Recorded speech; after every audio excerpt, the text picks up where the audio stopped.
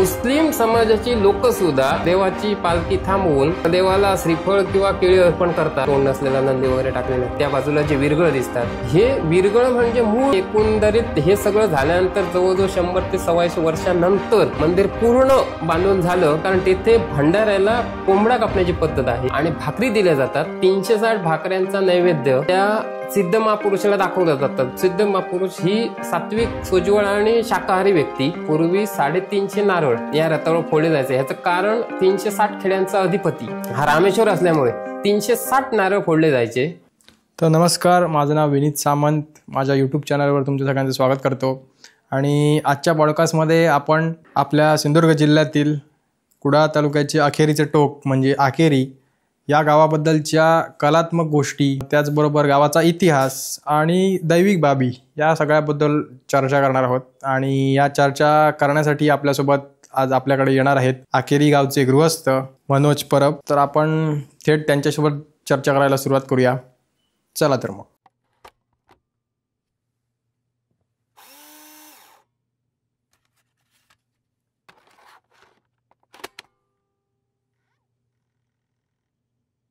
तर नमस्कार, माझा यूट्यूब चॅनलवरती तुमचं सगळ्यांचं स्वागत आहे. आणि आपल्यासोबत आहेत आज मनोज परब आकेरीवरून. नमस्कार. नमस्कार.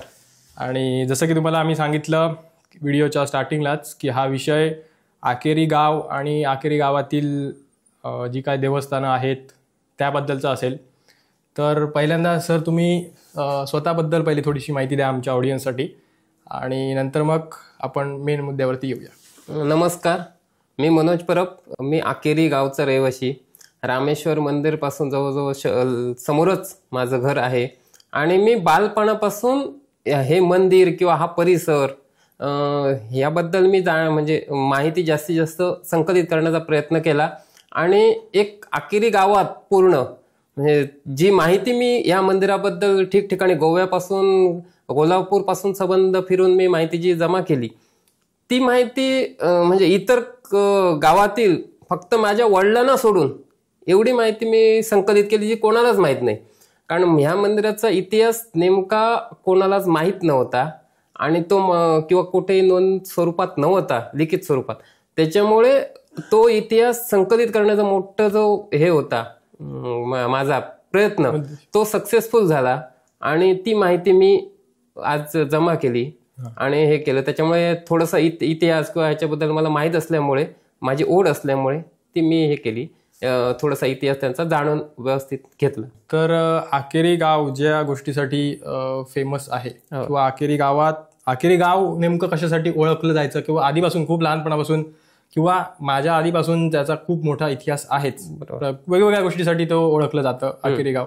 तर त्याबद्दल पहिल्यांदा तुम्ही सांगा जरा. आकेरी गाव हा कुडाळ तालुक्यात येतो. कुडाळ तालुक्याची अखेरची जी हद्द सावंतवाडी तालुक्याला लागून, त्याला पूर्वी अखेरी असं बोलायचं.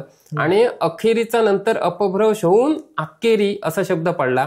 पूर्वी संस्थान काळात नरेंद्र डोंगराची सुरुवात ही आकेरीतून व्हायची. आकेरीचं मेढ आहे हे नरेंद्र डोंगराची खरी सुरुवात आहे आणि ती तसा उल्लेख संस्थान काळाच्या पुस्तकात वगैरे पाहायला मिळतो. शिवाय जे आकेरीचं जे मेढ आहे हे त्यावेळचं सावंतवाडी संस्थानाचं गेट होतं, म्हणजे प्रवेशद्वार होतं. त्याच्यामुळे आकेरीचं मूळ नाव हे अखेरीवरून पडलं. त्यानंतर आकेरीत मूळ त्यावेळी कारागिरांची मोठ्या प्रमाणात होते, स्थानिक वस्ती होती. शिवाय जो शिल्प म्हणजे एखादं मूर्ती बनवण्यासाठी जे शिरगोळा दगड लागतो किंवा पाषाणी दगड जो आपण म्हणतो, ते पाषाण बनवण्यासाठी जो दगड लागतो तो आकेरीत भगतवाडीच्या बाजूला हेळोबा मंदिर म्हणून आहे हा भाग, त्या भागात मोठ्या प्रमाणात मिळायचा. म्हणजे नेमळे आणि आकेरीची जी बॉर्डर आहे, हद्द आहे, त्या हद्दीला लागून जो खाजगी लोकांचे ज्या जमिनी आहेत त्याच्यात मोठ्या प्रमाणात मिळायचा. आणि त्या आधारे हे गाव त्यावेळी जो दगड होता तो सिंधुदुर्ग असेल किंवा मोठमोठ्या आजूबाजूच्या ठिकाणी परराज्यात हा आकेरीतून नेला जायचा बैलगाडीतून. आणि ती एक मूळ ओळख होती. आणि त्याच्यानंतरच ते शिल्पकारागीर वगैरे ते आकेरीतच जन्मले आणि त्यांनीच त्या अनुषंगाने आकेरीचं रामेश्वर मंदिर म्हणजे शिल्पकलेचं माहेरघर म्हणून ते उदयास येण्याचं कारणच हे होतं. त्यानंतर अखेरीत चुरमुरे काढणाऱ्यांची मोठ्या प्रमाणात वस्ती होती. पांगम, सांगळे अशी काही लोक होती. अखेरी तिठा सध्याचा जो भाग आहे किंवा परबवाडीचा भाग आहे, ह्या भागात त्या लोकांची मोठ्या प्रमाणात घरं होती आणि ते चुरमुरे इथून बेळगाव, कोल्हापूर आदी ठिकाणी बैलगाडीतून जायचे. त्याच्यामुळे मूळ चुरमुऱ्यांसाठी प्रसिद्ध म्हणून तुम्ही जर भूगोलाचं पुस्तक चाललं तर त्याच्यात ते शिरगोळा दगड आणि चुरमुऱ्यांसाठी प्रसिद्ध म्हणून ती बाजारपेठच होती, चुरमुऱ्यांची फेमस जिल्ह्यातली बाजारपेठ. त्यानंतर आकिरेगाव हळूहळू ते मागे पडलं. कालांतराने आकिरेगाव जांभळासाठी प्रसिद्ध झालं. जांभळाची मोठ्या प्रमाणात वाहतूक इथून अखेरीतून व्हायची. वाशी असेल, भायखळा मार्केट असेल किंवा पुणे कोल्हापूर असेल, मोठ्या प्रमाणात जांभळं अखेरीत उपलब्ध असतात. आणि खासियत म्हणजे या जांभळांची जी चव असते ही एक विशिष्ट अशी चांगली चव आणि टपोरी मोठी टपटपीत जांभळं ही अखेरीत उपलब्ध व्हायची. आणि अखेरीतल्या लोकांनी प्रथम सुरुवात केली ही जांभळं जिल्ह्याच्या बाहेर म्हणजे मुंबई किंवा मार्केटला पाठवायला. आणि नंतर मोठ्या प्रमाणात आता ती जांभळाचा जो आयात निर्यात जी काय होते ही मोठ्या प्रमाणात आता व्हायला सुरुवात झाली. त्याच्यामुळे सिंधुदुर्गात सुद्धा जांभळासाठी फेमस असलेली बाजारपेठ म्हणजे अखेरी अशी एक त्याची ओळख झाली. त्यानंतर हळूहळू आता चित्रीकरणाचं गाव म्हणून अखेरीगाव उदयास येत आहे. अखेरीत मूळ त्यावेळी विक्रम गोखले यांचं एक चित्रीकरण झालेलं सागर नावाची, महासागर असं काहीतरी नावाची एक मालिका होती. ती अखेरीच्या शेटकरवाड्यात म्हणजे आता रात्री चालायचं जे शूटिंग झालं त्याच्यात शूट झालेली होती बऱ्याच वर्षापूर्वी, ज्यावेळी लाईट नव्हती अखेरीत त्यावेळी ती झालेली. त्यांच्याकडे पहिलीच लाईट होती गावात, बाकी कोणाकडे नव्हती. आणि त्याच्यानंतर आता ती नंतर मध्ये रात्री चाली असेल किंवा खेलेमजी जानसे किंवा नारबाची वाडी असे कितीतरी चित्रपट अखेरीत हे झाले, शूट झाले. त्याच्यात दीपिका पदुकोण किंवा ऐश्वर्या राय, अभिषेक बच्चन असे स्टार, एकदम हाय लेवलचे स्टार इथे येऊन ह्या मंदिरात शूट झालेलं होतं आणि आजूबाजूच्या परिसरात शूट झालेलं होतं. आणि त्याच्यामुळे हे चित्रीकरणाचं गाव म्हणून हळूहळू उदयास येतं. आणि हे एकंदरीत अखेरीची ओळख ही हळूहळू असे चित्रीकरणाचं गावपर्यंत येऊन थांबलेली आहे. तर अखेरी गाव ज्या गोष्टीसाठी प्रसिद्ध आहे, म्हणजे ज्या गोष्टीसाठी आपण ओळखतो, म्हणजे श्रीदेव रामेश्वर मंदिर, असं पण म्हणजे त्याच्या मागच्या गोष्टी आहेत की त्यामध्ये जास्तीत म्हणजे दगडात कोरून ते मंदिर बांधलं किंवा त्या तिकडे ज्या काय गोष्टी आहेत त्या पण दगडाच्याच आहेत. तर नेमक्या त्या काय काय गोष्टी आहेत किंवा त्या नेमका म्हणजे काय गोष्टी आहेत आणि त्यामागे काय काय कथा आहेत ती जरा सांगा. अखेरीचं जे रामेश्वर मंदिर आहे ह्या मंदिराची मूळ स्थापना सिद्ध महापुरुषाने केली. जो नाथपंथीय गोसावी समाजाचा माणूस होता, तो तपस्वी होता. मंदिराच्या समोर जी सवत पातर म्हणून जो भाग दिसतो तेथे त्याची गुहा होती. त्या गुहेत त्याने तपश्चर्या करून काही तप 12 वर्ष असेल 15 वर्ष असेल काही तपश्चर्या केल्यानंतर त्याला ज्या ठिकाणी शिवशंकर प्रसन्न झाले आणि त्याला दिसले ज्या ठिकाणी ती दिव्य कृती ह्या आकृती त्या ठिकाणी हे मंदिर बांधलं गेलं असं सांगितलं जातं. आणि ज्या ठिकाणी ती गुहा आहे तिथून हे मंदिर एक उभी अशी दगडाला रेष असून भेग असून त्याच्यातून ते परफेक्ट एक मंदिर ते दिसतं. आणि तो जो भाग दिसतो रामेश्वर मंदिराच्या गाभाऱ्याचा हा तेथून थेट दिसतो. त्याच्यामुळे त्याला थोडीशी पुष्टी मिळते. त्या सिद्ध महापुरुषाने हे मंदिर उभारलं, तेथे स्वयंभू पिंडी स्थापन केली. मंदिराच्या जागी पूर्वी दगड नव्हते, सपाट जागा होती. पण त्या पिंडी भोवती, स्वयंभू पिंडी भोवती जे दगडावर दगड रचून काही हे करण्यात गाभारा करण्यात आला. मात्र कसं झालं, हे मंदिर साधारण 750 ते 800 वर्षापूर्वीच आहे असा अनुमान लावता येतो. कारण ही जी मंदिर बांधण्याची जी शैली आहे ही हेमाडपंथी राजाच्या काळात मोठ्या प्रमाणात ती उदयास आलेली होती. आणि म्हणून त्याला हेमाडपंथीच वास्तू म्हणतात त्याला किंवा हेमाडपंथांची देवळं असं म्हणतात त्याला. ह्याचं कारण दक्षिणेत त्यावेळी कर्नाटकात विशेषतः चुन्याविना किंवा दगडावर दगड रचून न ढासळणारी वास्तू बांधण्याची कला ही फक्त हेमाडपंथी हेमाद्री राजालाच अवगत होती. हेमाद्री राजा ह्या राजाश्रयाच्या जोरावर त्याने ही बांधली. ह्याचं कारण म्हणजे जैन धर्मियांचा प्रचार आणि प्रसार आपल्या धर्माबद्दल मोठ्या प्रमाणात सुरू होता आणि त्याला शह देण्यासाठी म्हणून हा शिवपंथीय राजा होता. ज्याला शंकराची विशेषतः त्याला आवड होती शंकर देवतेबद्दल, तर त्याने आपल्या धर्माचा, हिंदू धर्माचा विशेषतः जास्तीत जास्त प्रचार आणि प्रसार करण्यासाठी ही मंदिरं उभारली.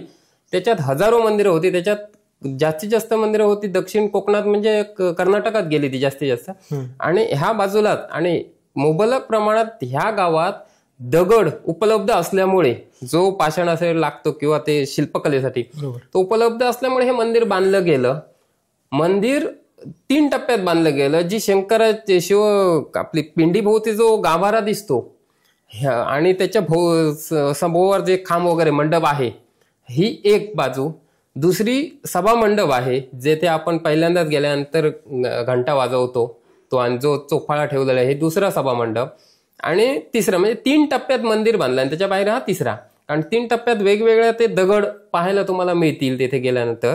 तर हे वेगवेगळे दगड तेथे होते. शिल्पकारागिरांच्या मते जमिनीपासून 10 मीटर अंतर खाली गेल्यानंतर जो दगड मिळतो तो या मंदिरासाठी वापरण्यात आलेला आहे. आणि जो वेस्टेज दगड आपण जो वापरतो तो दगड शेवटचा म्हणजे सभामंडपात जो आहे तो एकदम कमी प्रतीचा दगड वापरलेला आहे. म्हणजे तो वर भूपृष्ठाच्या लगत असतो तो. आणि मूळ जो दगड आहे तो तिथे वापरलेला आहे. आणि चुन्या विना जी देवळं बांधली त्याच्यात हे देऊळ मोडतं. आणि विशेषतः जे दगड गाभाऱ्यासाठी लावलेले आहेत किंवा पूर्ण मंदिरासाठी, ते एकमेकात असे घट्ट बसतील, जे चुन्या विना आणि एकमेकात घट्ट बसतील असे एल आकाराचे असतील किंवा वेगळे सी आकाराचे असतील, पण एकामेकात घट्ट. जरी भविष्यात भूकंप होऊ दे किंवा काही झालं तरी दगड ढासळू शकत नाही, एवढं भक्कम बांधकाम त्या पिंडीभोवती करण्यात आलेलं आहे. आणि पूर्ण पिंडीभोवती ते एकही होल नसल्यामुळे किंवा भोग नसल्यामुळे बाहेरील वातावरणाचा त्याच्यात कोणताही परिणाम होत नाही. आज एखादं तुम्ही फुल ठेवलं, एखादं चाफ्याचं किंवा कुठचंही, तर ते साधारण 2-3 दिवस तरी कोमेजू शकत नाही, एवढी त्याच्यात थंडावा असा किंवा आतलं टेम्परेचर, तापमान आणि बाहेरचं तापमान ह्याच्यात फरक असतो. मंदिराचा वर जो कळस वगैरे बांधलेला आहे पूर्णपणे, तो पूर्ण गाभारा दगडी आहे. आणि मंदिराच्या बाहेर तुम्ही आलात तर जे खांब वगैरे आहेत त्याच्यावर, खांबावर पौराणिक कथा वगैरे त्याच्यातली जी शिल्प आहेत ती कोरलेली आहेत. जशी मत्स्य अवतार असेल किंवा कुर्म अवतार असेल, अशी वेगवेगळी शिल्प आहेत बऱ्याच खांबांवर. त्या ह्याच्यात जी नक्षीकाम दिसतं त्या दगडांवर, हे विशेषतः कर्नाटक भागात जी नक्षी असते, कर्नाटक एरियात वगैरे किंवा तिकडे फुलं फळं झाडं ज्या प्रकारचे आहेत, त्या प्रकारची थोडीशी नक्षीकाम वगैरे त्या दगडावर आहे. कारण त्याच्यावरची जी काजू किंवा आंबा किंवा ही स्थानिक फळं वगैरे असतात त्यांनाही अंतर्भूत करण्यात आलेलं आहे. आणि गंडभेरुंड म्हणजे जे कर्नाटकचं त्यांचं चिन्ह आहे, जे एसटीच्या त्या तिकीटवर असतं, ते जे चिन्ह त्यांनी वापरलेलं आहे ते चिन्ह सुद्धा त्याच्यात मंदिरातल्या एका लाकडी खांबावर कोरण्यात आलेलं आहे. ज्याच्या हातात म्हणजे पायात जे गरुड आहे आणि पायात त्याच्या 4 पाय आहेत त्याला, आणि 4 पायात 4 हत्ती आहेत. एवढं मोठं ते भयानक तो पक्षी, त्याला गंडभेरुंड असं म्हटलं जातं. अशी ही याच्या आधारे हे कारागीर स्थानिक म्हणजे होतेच, पण कर्नाटकच्या तिथले सुद्धा कारागीर होते असं एकंदरीत अनुमान लावता येतो या मंदिराबद्दल. मंदिरात जे बाहेर जो एकाच पूर्ण पाषाणात कोरलेला जो दगडी गणपती आहे, गणपतीची मूर्ती, ही सुद्धा पूर्ण एकाच दगडात कोरलेली आहे. त्याच्यात तुम्ही बघितलं तर कुठे दुसरं काहीतरी जोडलं किंवा काहीतरी त्याला अटॅच केलं असं काहीच नाही. सोंड वगैरे पूर्ण भाग हा पूर्वीपासूनच तो एकसंघ दगडात कोरलेला आहे. त्याच्यानंतर त्याच्यात एक हे आहे चौरंगही तसाच. तो पूर्वी आपण जसा चौरंग आता लाकडी बनवून घेतो तसा तो मूर्ती पूजेसाठी किंवा त्याच्यासाठी फुलं वगैरे ठेवण्यासाठी वापरायचा किंवा कार्यक्रमासाठी, तो सुद्धा एकसंघ दगडात होता. नंदी किंवा जे समोर द्वारपाल 2 आहेत, हे पूर्ण आता बऱ्याच देवळात हे द्वारपाल सिमेंटचे किंवा असे प्लास्टरचे तुम्हाला पाहायला मिळतात किंवा लाकडी, पण ते द्वारपाल पूर्ण दगडातच कोरलेले आहेत. वर त्याच्या मंदिराचा दर्शनी जो हे आहे दरवाजा मुख्य गाभाऱ्याचा, ह्याच्यावर अप्रतिम नक्षीकाम आहे किंवा पुराणातील विष्णू, कमळ आणि ते ब्रह्मदेव वगैरे असे तर चित्र ते आहेत. आणि त्याच्यावर अष्ट दिशांचे द्वारपाल किंवा त्यांचे जे राजे आहेत किंवा त्याला अष्टद्वारपाल म्हणतात. तर ते अष्टद्वारपाल सुद्धा ते पाहायला मिळतात. म्हणजे 8 दिशांचे देवता त्या मंदिराच्या वर सरळ त्या नक्षीकामात कोरलेल्या आहेत. अशी एकंदरीत त्या मंदिराची रचना आहे. त्यानंतर हे जे दुसरे आपण सभामंडपात येतो त्याच्यात दगडी चोफाळा हा जो 6 साधारण फूट लांब आणि 4 फूट रुंद असा एक ठेवलेला आहे. हा एका दगडात कोरलेला आहे. पूर्वी असं सांगतात हा दगड हा चोफाळा त्या ज्या खाणीतून आणला त्यावेळी हत्तीला साखळदंड बांधून तो ओढत ओढत आणला जायचा असं सांगतात. आणि नंतर त्याच काळात थोडी बलदंड माणसं असल्यामुळे काही माणसं एक माणूस हा चोफाळा उचलून आपल्या पाठीवर घेऊन तो काही पावलं चालायचा प्रयत्न करायचा. म्हणजे एवढी बलदंड माणसं त्यावेळी होती. त्यामुळेच हे मंदिर एवढं असं बांधणं शक्य झालं. हत्तीच्या मार्फत जरी ते ओढून आणलं तरी माणसांची थोडीशी ती ताकद ही भरपूर असल्यामुळे त्यावेळी आणि जुने माणूस त्याच्यामुळे थोडीशी त्यावेळी असल्यामुळे मंदिर त्यावेळी त्या पद्धतीत बांधलं. तुम्ही कुठेही त्या मंदिराला ओळंबा लावला किंवा कुठे ते लेवल ट्यूब लावली किंवा पट्टे तर सगळे खांब एका रेषेतच असतील किंवा एका खांबाकडून तुम्ही समोरचे 15 खांब बघितलात तर एकही खांब तुम्हाला हल्लेला दिसणार नाही. ही पूर्वीपासूनचीच त्यांची जी अवगत कला होती ती. आणि मंदिर बांधायला साधारण 150 वर्ष किंवा 100 वर्षाहून अधिक काळ गेला असावा. कारण मूळ जे पहिलं पिंडीभोवती जो गाभारा किंवा तो भाग आहे पहिला पायरीच्या पुढे तर त्याला जवळजवळ त्यांची 50-60 वर्ष गेली असावीत असं एक कयास मानतात. आणि एकंदरीत हे सगळं झाल्यानंतर जवळजवळ 100 ते 125 वर्षानंतर मंदिर पूर्ण बांधून झालं. आणि त्याच्यानंतर तुळस बांधली गेली. तुळस ही पूर्णपणे दगडात म्हणजे एकावर एक दगड रचूनच दगडात कोरीव काम करूनच केलेलं आहे. आणि ह्या तुळशीवर 1756 असा आकडा दिसतो. तो सन की शके हा लोकांना अजूनही प्रश्न आहे. पण त्याचं साधारण ट्रेस लावायला गेला तर तुम्ही 1756 बरेच जण सांगतात 1756 मध्ये देऊळ बांधलं पण तसं नसतं. एखादं घर बांधल्यानंतर आपण सगळ्यात शेवट तुळस बांधतो बरोबर ना. घरात जाण्या अगोदर जे तुळस लागते म्हणून ते तुळस बांधतो आणि तुळशी वृंदावनाचं हे करतो. त्याच पद्धतीने पहिलं देऊळ बांधलं गेलं आणि सगळ्यात अखेरीस ते तुळस बांधली किंवा तुळस दुसरी साधी तुळस होती त्या जागी कोणीतरी दुसरी तुळस ती बांधली गेली. कारण त्याचा दगड हा पूर्णपणे साधा आणि पावसामुळे खराब होणारा आहे. आणि अशी ती तुळशीची रचना आहे. त्याच्यामुळे मंदिर हे 750 वर्षापूर्वी 12व्या शतकाच्या अखेरीस आणि 13व्या शतकाच्या सुरुवातीस बांधलं गेलं असावं. त्यावेळी शालिवाहनाच्या काळात आणि हेमाद्री राजाने ते बांधलं असावं असा एकंदरीत त्याचा इतिहास आहे मंदिराचा. तर मंदिरासोबत जे विरगळ दिसतात म्हणजे आपण तिकडे गेलो मी लहानपणापासूनच जातो तिकडे दर शिवरात्रीला पण जातो म्हणजे असं भेट द्यायला जातो बरोबर. तिकडे जे काही विरगळ दिसतात ते नेमकं काय आहे? हे मंदिराच्या दोन्ही बाजूला जे विरगळ दिसतात गेल्यानंतर पहिलं आपण ज्या ठिकाणी गाडी पार्क करतो थांबवतो तिथेच जे विरगळ आहेत किंवा फुटलेल्या नंदीचं तोंड वगैरे तोंड नसलेला नंदी वगैरे टाकलेला आहे आणि मंदिराच्या तळी आहे त्या बाजूला जे विरगळ दिसतात हे विरगळ म्हणजे मूळ अक्केरी गावचा इतिहास किंवा या मंदिराचा इतिहास असेल याच्यात.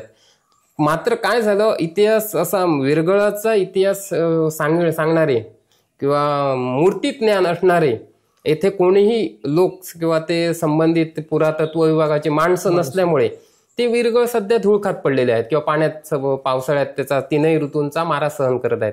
हे विरगळ म्हणजे पूर्वी ज्या अखेरी गाव ज्या साम्राज्य कोणाकोणाचं होतं किंवा संस्थान कोणाकोणाची होती आणि त्या संस्थान काळात जे राजे होते जे शिवभक्त राजे होते तर त्यांची ती स्मारक रूपात म्हणजे एक आठवण म्हणून ते विरगळ तेथे ठेवलेले आहेत.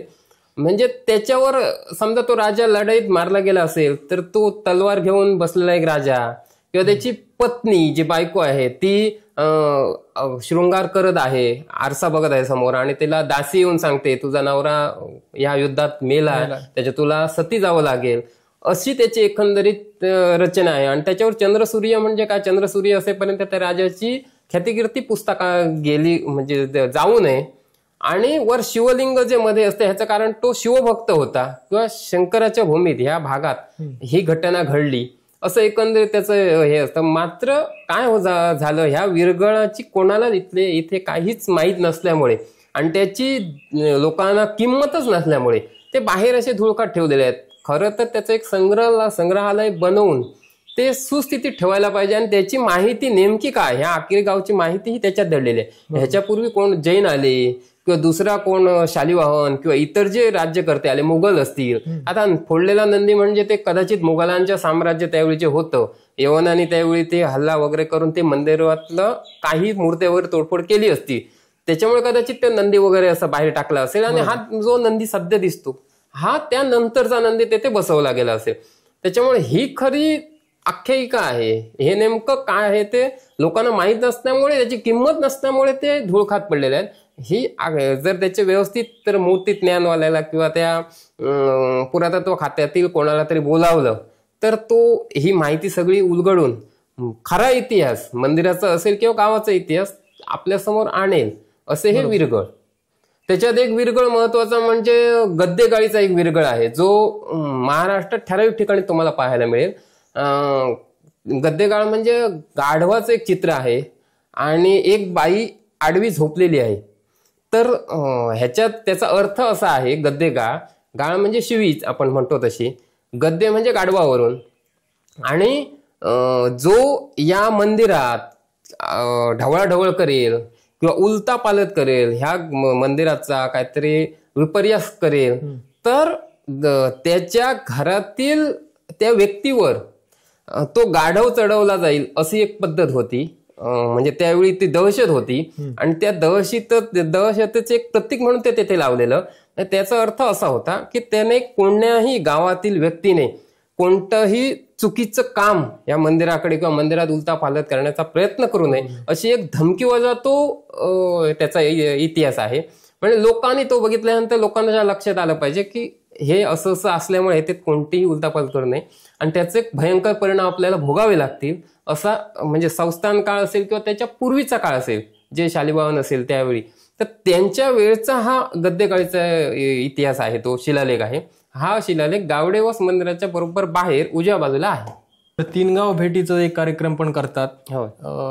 देवळाची पालखी म्हणजे रामेश्वराची पालखी आपल्या झाराप गावामध्ये पण येते आणि ती परत मार्गस्थ करते. बरोबर. त्याबद्दल म्हणजे तो ऍक्च्युअल रूट कोणाला माहिती नाही किंवा त्याबद्दल काय गोष्ट आहे किंवा ती भावई देवी झारापची ती तिची बहीण लागते, त्याला भेटीसाठी येतो, ती ऍक्च्युअल गोष्ट काय आहे किंवा त्याबद्दल माहिती काय आहे ती लोकांना सगळ्यांना माहिती नाही. बरोबर. ती फक्त आपल्या ऑडियन्ससाठी जरा सांगा. अखेरीचा जो रामेश्वर आहे त्याचा भाऊ कलयामलया म्हणजे जो नेमळीत कलयामलया म्हणून देवस्थान आहे किंवा कलेश्वर मलेश्वर, तो भाऊ आणि झारापची भावई ही भगिनी बहीण असं ह्यांचं नातं आहे. आता रामेश्वर अखेरीत राहिला, झारापला ती बहीण राहिली भावई आणि कलयामलया त्याने नेमळे गावचं रक्षण करण्याची जबाबदारी. मग दरवर्षी वर्षातून एकदा आपला हा मोठा भाऊ ह्या सगळ्या म्हणजे इतर बंधू भगिनींच्या भेटीला यावा अशी इच्छा असल्यामुळे त्यावेळी ही तीनगाव फिरती म्हणजे तीनगाव भेट कार्यक्रम सुरू झाला. हा पूर्वीपासूनच चालू आहे. ज्यावेळी ही गावराटी वगैरे स्थापन झाली असेल त्याच वेळी चालू झाली. तर रामेश्वर हा साधारण नोव्हेंबर-डिसेंबरच्या वेळी त्या दरम्याने जी ब्राह्मण देवतेची जत्रा असते त्या जत्रेपासून हा खरा कार्यक्रम सुरू होतो, तीनगाव फिरतीचा कार्यक्रम. मग माघ द्वादशी वगैरे ती तिथी असते, हे सगळे कार्यक्रम तिथीलाच होतात ठराविक.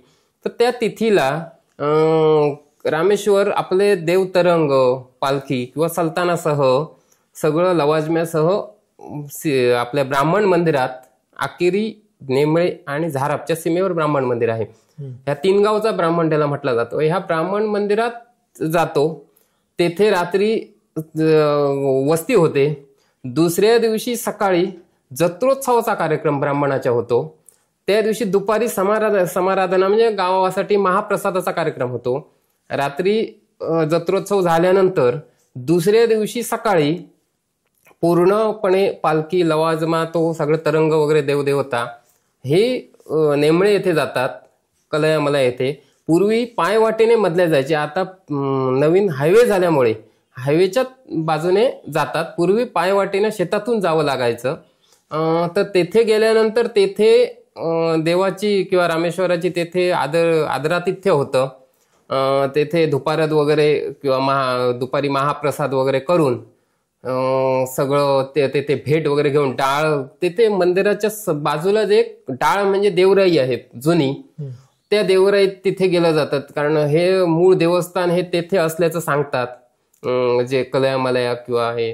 तर त्या डाळात गेलं जातं. डाळाचं ब्राह्मण असेल, डाळातली देवचर असेल, ह्या सगळ्यांची भेट घेऊन मलया मंदिरात देव थांबतात. दुपारी महाप्रसाद झाल्यानंतर सगळी पूजा अर्चा सगळे कार्यक्रम झाल्यानंतर संध्याकाळी तेथून निघतात आणि तेथून सातेरी देवीकडे येतात. सातेरीला सुद्धा पंचायतनात विशेष स्थान आहे. सातेरी देवता ही मूळ इथलीच जी देवता आहे ती सातेरी देवता आहे. तर त्या सातेरी देवतेकडे येतात. तेथे आदरातिथ्य केलं जातं. तेथेही काही काळ विश्रांती घेतली जाते आणि तेथून पुन्हा ब्राह्मण मंदिरात देव येतात. तेथे चहा पानाचा कार्यक्रम होतो. त्यानंतर पुन्हा देवतरंग वगैरे जे अवसार वगैरे ते काढले जातात आणि तेथून पुन्हा विश्रांती घेतल्यानंतर भावई मंदिराकडे यायला निघतात.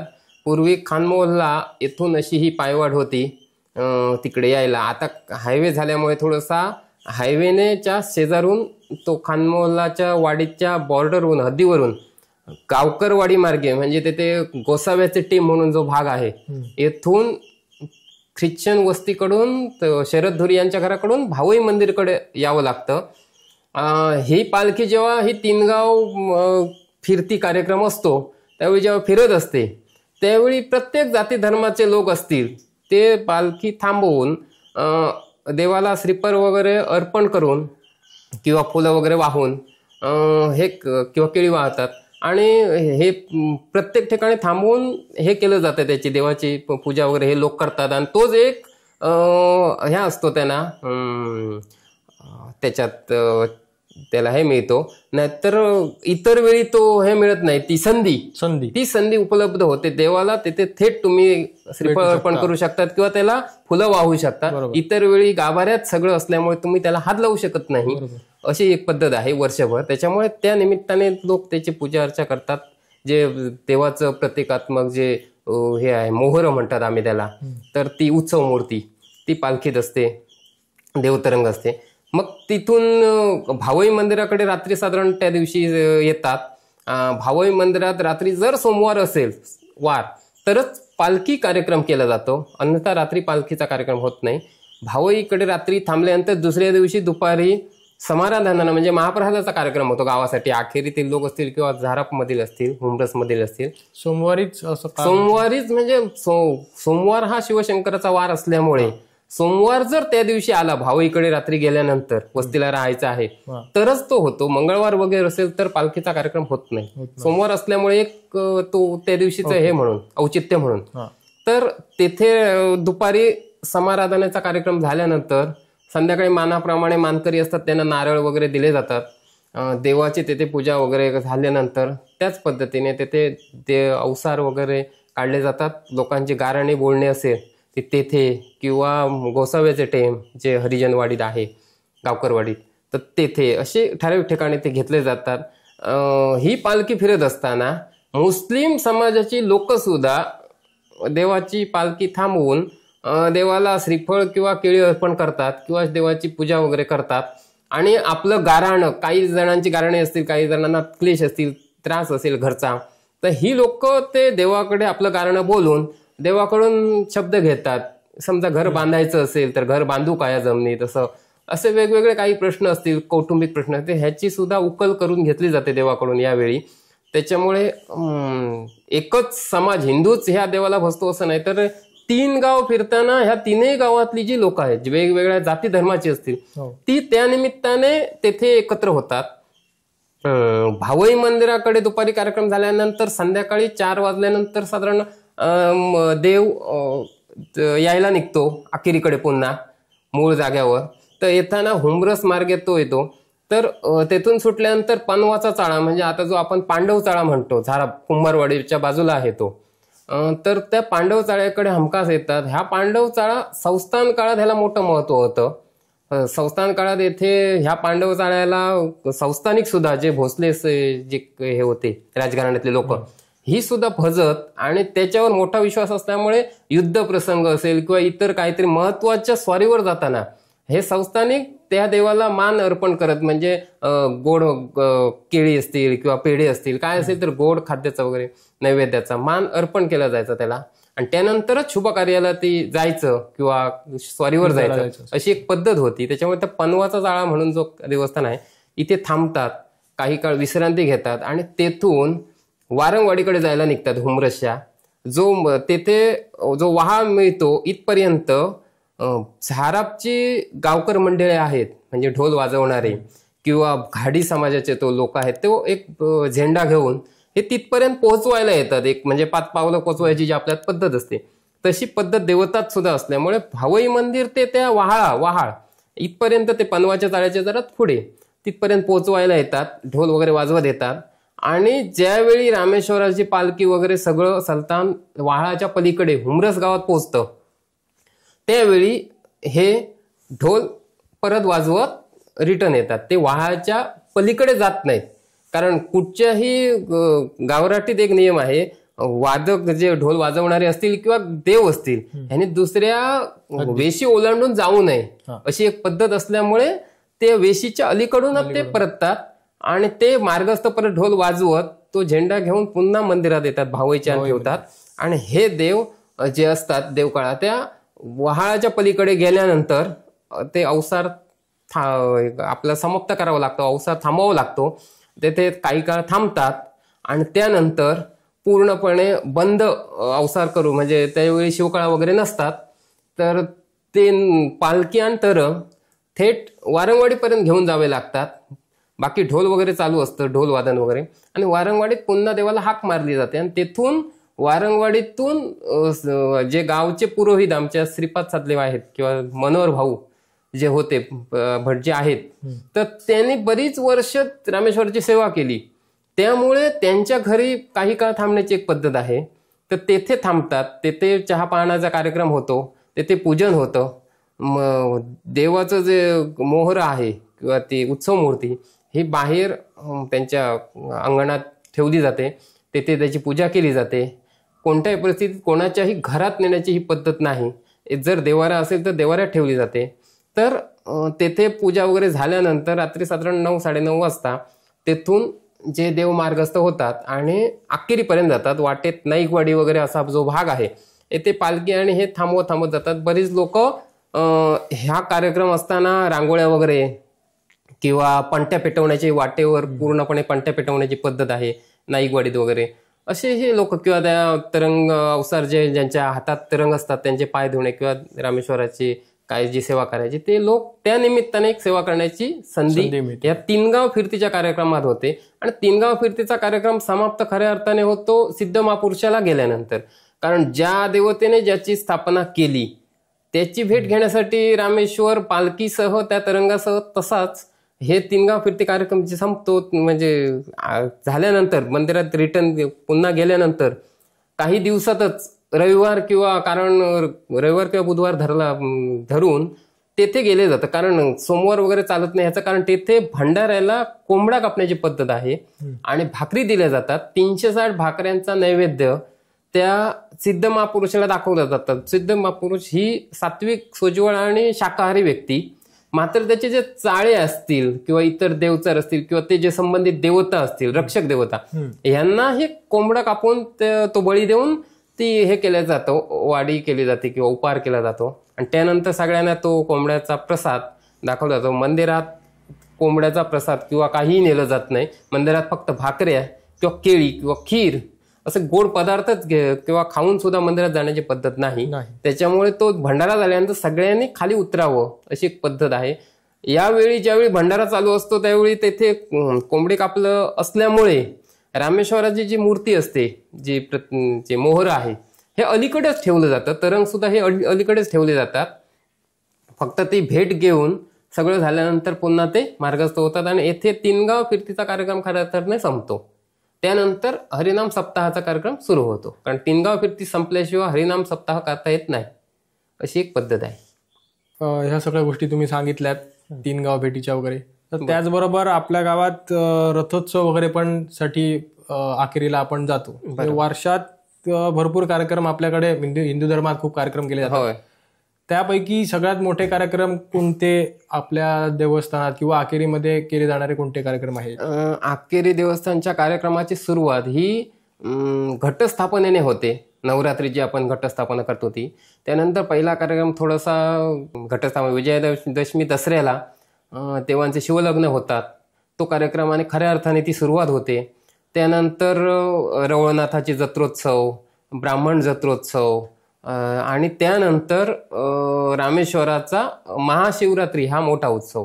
शिवशंकराचा सगळ्यात मोठा उत्सव म्हटला की महाशिवरात्री. बरोबर. पूर्वी महाशिवरात्री हाच उत्सव मोठ्या प्रमाणात केला जायचा या मंदिरात.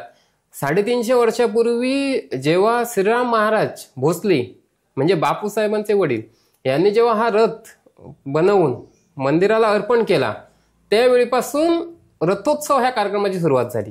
रथोत्सवाला पूर्वीचं इतिहास नाही, पूर्वी जुनं पार्श्वभूमी काही नाही. 350 वर्षापूर्वी हा सुरू झाला. 350 ते वर्ष झाली असतील. संस्थान काळातलाच हा रथोत्सव, त्याच्यापूर्वी रथोत्सव नव्हता. तर ह्या सगळ्यात मोठा कार्यक्रम महाशिवरात्री. महाशिवरात्रीला येथे धार्मिक कार्यक्रम मंदिरात होतात. पहाटेपासून भाविकांच्या रांगा लागतात, कारण अभिषेक असेल किंवा एकादशी असेल, हे वार्षिक कार्यक्रम करण्यासाठी इथे मोठ्या प्रमाणात गर्दी होते. आणि महाशिवरात्रीला मुख्य रामेश्वरावर वगैरे वेगवेगळे ज्या हे असतील साधारण रुद्र वगैरे किंवा मंत्रोपचार वेगवेगळे मंत्र असतील, तर त्या ह्याने ते पुरोहित लोक हे सगळं हे करतात. आणि लोक सुद्धा भरपूर प्रमाणात येथे ह्या भागात अखेरी सोडली तर आजूबाजूला थोडंसं शिवमंदिर असली तरी एक स्वयंभू आणि एक जागृत देवस्थान असल्यामुळे जर शिवापूर पासून म्हणजे 30-40 किलोमीटर पासून येथे जे स्थानिक लोक आहेत, त्यांचे पाहुणे नातेवाईक ही जे आहेत, हे वेगवेगळ्या भागातून येतात. अगदी गोव्यातून सुद्धा इथं शिवरात्रीला खास कार्यक्रमासाठी येतात आणि तो शिवशंकराचं दर्शन घेतात. आणि शिवरात्रीच्या दुसऱ्या किंवा तिसऱ्या दिवशी ज्यावेळी दर्श अमावास्या असेल आणि होळीची सुरुवात होत असेल, म्हणजे फाल्गुन मासारंभ सुरू होतो, त्याच्या आदल्या रात्री रथोत्सव हा कार्यक्रम होतो. आता शिवरात्रीपेक्षा रथोत्सव हा कार्यक्रम मोठ्या प्रमाणात होतो. आणि रथातून रामेश्वराची मिरवणूक मंदिराभोवती काढली जाते. त्या दिवशी रथोत्सवा दिवशी सकाळपासून देवावर धार्मिक कार्यक्रम किंवा विधी चालू असतात. संध्याकाळी साधारण 8 वाजता किंवा 9 वाजता मुख्य कार्यक्रमाला सुरुवात होते. कार्यक्रमाला सुरुवात झाल्यानंतर साधारण 10-11 वाजता ह्या कार्यक्रमाचे म्हणजे 8-9 वाजता संध्याकाळी कीर्तनाचा पूर्वी कार्यक्रम मोठ्या प्रमाणात व्हायचा. कीर्तन किंवा प्रवचन किंवा भजन, जो मधला सभा मंडप आहे त्याच्यात. आता कीर्तन होत नाही, आता थेट हे होतात, भजनं होतात स्थानिकांची. पूर्वी हरिदास तेथे कीर्तन करत असायचा आणि सगळे लोक ते ऐकायचे, अशी एक पद्धत होती. आणि संध्याकाळी हे कार्यक्रम इतर कीर्तन वगैरे संपल्यानंतर मुख्य कार्यक्रमाला सुरुवात रात्री 10-11 वाजता व्हायची. तेथे हरतीर म्हणून हा जो कार्यक्रम आहे हा पहिला केला जातो. हरतीर म्हणजे काय तर तेथून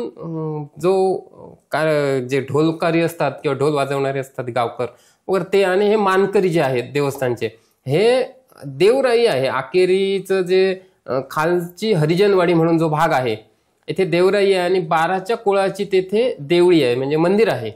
ह्या मंदिरालगत जी देवराई आहे तेथे घट जो आहे, म्हणजे मातीचं मडकं जे आहे ते वर जे झाकण वगैरे असतं ते कळसासारखं, तर ह्या घटाची स्थापना तेथे हे केली जाते. घटाकडे गेलं जातं, तिथे घटाला स्वच्छ धुवून वगैरे तेथे शेण सारवून त्या जागेवर अंगणावर तेथे ठेवला जातो. त्याचे पूजन केलं जातं आणि पूजन केल्यानंतर त्याला जो तिलक लावतात त्यावेळी बळी द्यावा लागतो. येथे कोंबडा कापला जातो आणि त्याचं जे रक्त असतं त्याच्यात जे तांदूळ असतात ते भिजवून ते त्यात गोसावी समाजाचाच माणूस त्याला लावतो, त्याला जो तिलक रक्ताचा. त्यानंतर प्रत्येक मानकऱ्याने शास भरणे म्हणजे अक्षता लावण्याचा कार्यक्रम होतो. आणि हा कार्यक्रम झाल्यानंतर, ही घटस्थापना झाल्यानंतर त्याला हरतीन म्हणतात. ही झाल्यानंतर पुन्हा देवळाकडे येतात. ह्याच्यात विशेष म्हणजे जे ढोलकरी असतात, वाजवणारे असतात, वाजंत्री, हे जाताना एक स्थानिक आपण जो वाजवतो वर्षभर तसंच एक त्याची लय असते ढोलांची, पण येताना लय बदलते आणि ती जशी आपण होळीत किंवा शिगम्यात जसं ढोल वाजवतो, ढोल वादनाची पद्धत, ती वादनाची पद्धत येथे हे केली जाते आणि ते तसं वाजवत रामेश्वर मंदिरपर्यंत येतात.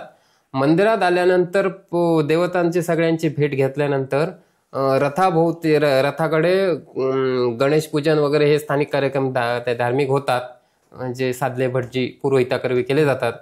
त्यानंतर मानकऱ्यांच्या हातात एक नारळ दिला जातो. पूर्वी 350 नारळ या रथावर फोडले जायचे. ह्याचं कारण 360 खेड्यांचा अधिपती हा रामेश्वर असल्यामुळे 360 नारळ फोडले जायचे. कालांतराने 360 नारळ फोडणं अशक्य असल्यामुळे त्यावेळी नंतर ते पुढचे 60 आणि अलीकडचा 3 हा आकडा एकत्र करून 60 अधिक 3 63 म्हणजे 63 आकड्याप्रमाणे 63 नारळ फोडले जातात. हे नारळ स्थानिक मानकरी जे आहेत, जे वरसलदार असतात किंवा जे पुजारी, त्यांच्याकरवी फोडले जातात. पोलीस पाटील, सरपंच असेल किंवा जे स्थानिक पोलीस येतात त्या कार्यक्रमाला जे सुरक्षाकडे कोट देण्यासाठी किंवा महत्वाची तलाठी असतील, अशी ठराविक व्यक्ती आहेत, यांच्याकडेही नारळ दिले जातात मानाप्रमाणे प्रत्येकाला आणि ते फोडतात. ह्याच्यात भोसल्यांकरवी प्रथम नारळ फोडला जातो आणि त्याच्यानंतरच बाकीचे सगळे नारळ फुटतात. अखेरीत पूर्वी जे भोसल्यांचे काही वंशज अखेरी आईरवाडी देऊन थांबले, वासुदेव सावंत वगैरे हे ते घराणं आहे, तर हे तो नारळ फोडतात त्या घरातली लोक. त्यांनी पहिला फोडल्यानंतरच पुढे बाकीचे नारळ फोडून रथ मग मार्गस्थ करायला म्हणजे रथ फिरवायला अनुमती देवाकडून दिली जाते. आणि रथ जेव्हा फिरत असतो त्यावेळी पालखी असते, तरंग असतात आणि सगळं पूर्ण लवाजमा देवाचा त्या मंदिराभोवती फिरत असतो. आणि त्याला रथ जो आहे ह्याला वळवण्यासाठी काही पूर्वीची पद्धत तसे म्हणजे स्टेरिंग वगैरे आता सारखी नसल्यामुळे हे ते रथ उचलून तो वळवण्याची एक पद्धत होती. अलगद 4ही चाकं वर उचलतात, त्याच्या खाली एक ठोकळा असतो गोल, तो घातल्यानंतर आणि त्याच्यावर तोल सावरतो आणि तो फिरवता येतो हवा तसा, अशी एक पद्धत असल्यामुळे त्या पद्धतीने मोठी जी लाकडं मंदिरात जी ठेवलेली आहेत ती चापणी म्हणतात त्याला, ती चापणी खाली घालून ते उचलला जातो. आता पण तसाच उचलला जातो, नाहीतर रथ फिरू शकत नाही आणि तो वळवला जातो. त्यानंतरच पुन्हा परत मार्गस्थ होतो. असं करत करत साधारण 1 ते 1.5 वाजता मार्गस्थ झालेला रथ तो मंदिराभोवती फिरायला साधारण 4:30 ते 5 वाजतात. आणि त्यानंतर ह्या कार्यक्रमाची खऱ्या अर्थाने रथोत्सव समाप्ती होते. पण हा रथ फिरत असताना येथे फिरवण्यापूर्वीपासून म्हणजे जे रामेश्वराचं उत्सव मूर्ती आहे ती रथात ठेवताना येथे मंदिरात नमन म्हणून कार्यक्रम होतो. दशावतारांचा कार्यक्रम चालू असतो, 8 दशावतार वगैरे ते सगळं. आणि एक देवाला तल्लीन करायचं समोरच्या नमनात किंवा नाटकात त्या दशावतारांच्या, आणि देवाला तल्लीन करून तो रथ फिरवायचा, अशी पूर्वीपासूनची पद्धत. त्याच्यामुळे ज्यावेळी रथोत्सव तो रथ फिरवायला सुरुवात होते त्याच्या अगोदरपासून दशावतारातील ती जी मंडळी असतील वादन करणारी ती तेथे येऊन ते वादन सुरू असतं त्यांच्या जागी मंदिरात. आणि ते वादन कंटिन्यू म्हणजे सलग सुरू ठेवूनच हा रथ फिरवावा अशी एक पद्धत असते. रथ थोडासा अर्धा फिरून झाल्यानंतर नाटकाला सुरुवात होते आणि मग रथोत्सवाची पहाटे समाप्ती होते. समाप्तीला सुद्धा ते सगळे तरंग किंवा पालखी असेल हे सगळं बाहेरच ठेवलं जातं. रथ ओढून झाल्यानंतर सकाळी पुन्हा रामेश्वराची पूजा केली जाते. फाल्गुनच्या मासारंभाची नवीन पूजा केली जाते किंवा सर्व देवतांच्या पूजा केल्या जातात. आणि त्यानंतर रथ ज्या जागी कायम वर्षभर ठेवला जातो त्या जागी ढकलून ठेवला जातो. तरंग असतील किंवा पालखी असतील रामेश्वराला पुन्हा मंदिरात आणलं जातं आणि येथे ह्या रथाची खऱ्या अर्थाने समाप्ती होते.